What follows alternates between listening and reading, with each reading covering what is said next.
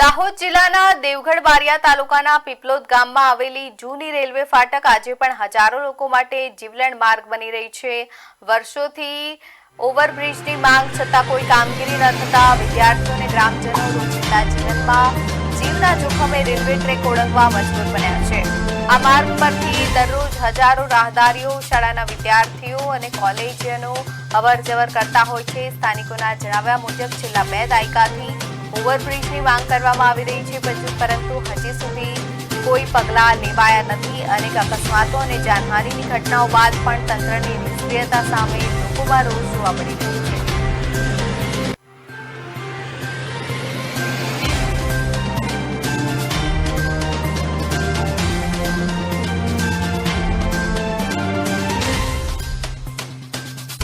हाँ भाई, हमारे एम केवुं छे के અહીંથી પબ્લિક બહુ નીકળે છે। સ્કૂલવાળા છોકરાઓને તકલીફ થાય, લેડીઝોને, કોઈ ગયડાઓને તકલીફ થાય, એટલે અમે 24 કલાક અહીં ધંધો કરીએ એટલે અમે જોઈએ છીએ, પણ એટલી પ્રાર્થના કરીએ છીએ કે વહેલે છે તે બનાવી દે તો બહુ સારું। છોકરાઓ જાય ગુજરાતી સ્કૂલ શાળા અહીંયા જ છે સામે, અંદાજના 50-30 છોકરાઓ નીકળે રોજ સવારે।